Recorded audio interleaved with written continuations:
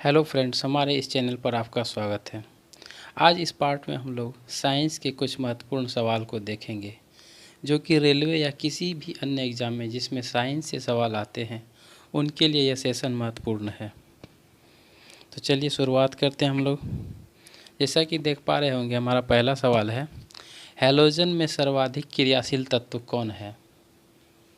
यानी periodic table में जो हैलोजन ग्रुप है उसमें सर्वाधिक क्रियाशील तत्व कौन सा है? तो उसमें सर्वाधिक क्रियाशील तत्व हमारा है फ्लोरीन। फ्लोरीन सबसे ज़्यादा क्रियाशील तत्व है। हेनरी मॉइसन ने फ्लोरीन का खोज किया था और 1868 में इसका खोज किया गया था। किसके द्वारा? तो हेनरी मॉइसन के द्वारा। और फ्लोरीन का परमाणु संख्या जो है 8 है। फ्लोरीन का परमाणु संख्या 8 होता है। और इसके अगर द्रव्यमान की बात की जाए तो वो है 18.998। इसका यह परमाणु द्रव्यमान होता है। हैलोजन में सर्वाधिक क्रियाशील तत्व फ्लोरीन है। इसका क्या कारण है? फ्लोरीन के इतना ज़्यादा क्रियाशील होने के क्या कारण है? तो इसका कारण है परमाणु का आकार इसका बहुत छोटा होता है। हैलोजन में इसके परमाणु का आकार बहुत छोटा होने के कारण दूसरे तत्व से क्रिया कर लेता है। दूसरा कारण है प्रबल ऑक्सीकरण होने के कारण शीघ्र ही ऑक्सीडाइज कर लेता है।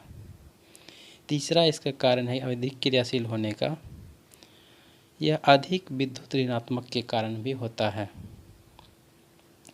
और जो हमारा अगला कारण है इसके सर्वाधिक क्रियाशील होने का, तो यह बंधन ऊर्जा कम होने के कारण ज़्यादा क्रियाशील बन जाता है। इसीलिए फ्लोरीन जो है हमारा सर्वाधिक क्रियाशील तत्व है। अगला सवाल है, इमारतों यानी बिल्डिंग का कुष्ठ रोग किसे कहते हैं? इमारतों का कुष्ठ रोग किसे कहा जाता है? तो इमारतों का कुष्ठ रोग जो है आपका एसिड रेन को कहा जाता है। यानी अम्लीय वर्षा को इमारतों का कुष्ठ रोग कहते हैं, एसिड रेन।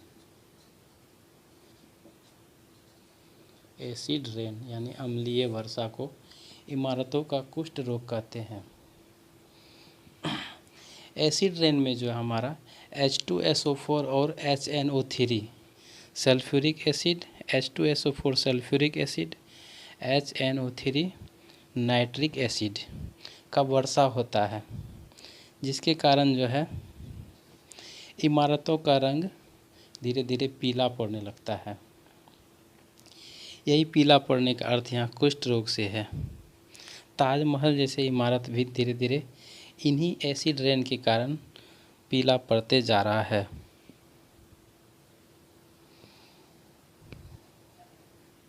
यानी एसिड रेन में H2SO4 और HNO3 का वर्षा होता है। इसी पानी के कारण इमारतों का रंग में बदलाव आ जाता है धीरे धीरे। अगला हमारा है गुब्बारे यानी बैलून एवं हवाई जहाज़ के टायरों में भरे जाने वाले गैस का क्या नाम है? गुब्बारे और हवाई जहाज़ के टायरों में जो गैस भरा जाता है उसका नाम है आपका हीलियम गैस।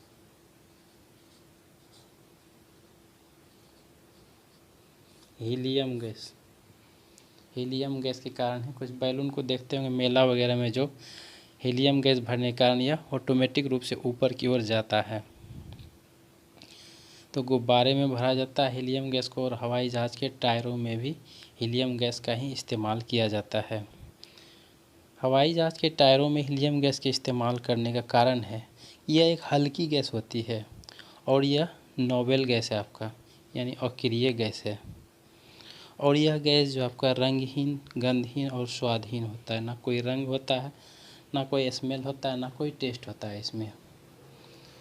हीलियम गैस का जो खोज किया गया था वो आपका जैनसन और लॉकियर के द्वारा हीलियम गैस का खोज किया गया था 1868 में।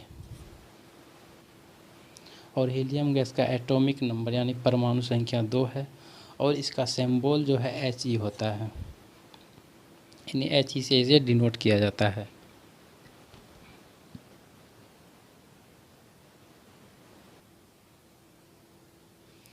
अगला सवाल है बीसीजी का टीका।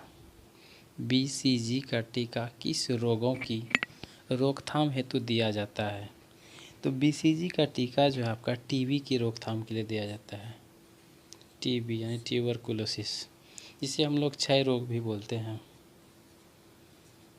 क्षय रोग, क्षय रोगों की रोकथाम हेतु बीसीजी का टीका दिया जाता है।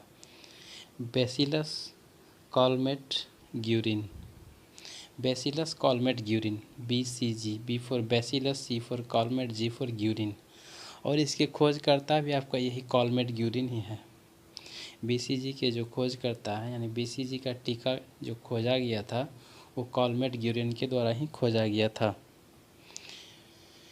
क्षय रोग की रोकथाम हेतु संपूर्ण विश्व में 24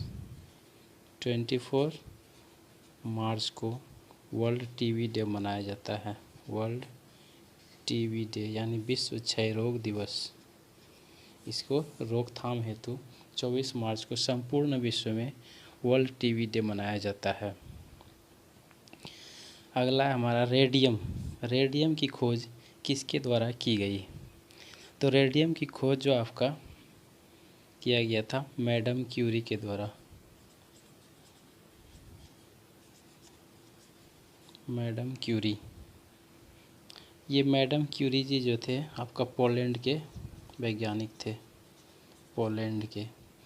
और इन्होंने 1898 में रेडियम की खोज की थी। 1898 में रेडियम का प्रयोग जो है चिकित्सा जगत में बहुत ज़्यादा किया जाता है। इसके अलावा भी आप लोग रेडियम का प्रयोग घड़ी के सुइयों में देखे होंगे कि घड़ी के सुइयों में अगर रेडियम लगा दिया जाता है तो उस घड़ी को आप अंधेरे में भी टाइम उसमें देख सकते हैं। रेडियम का प्रयोग घड़ी के सुइयों में जो किया जाता है जिसमें आप लोग अंधेरे में भी समय देख सकते हैं, इसी रेडियम के कारण ही।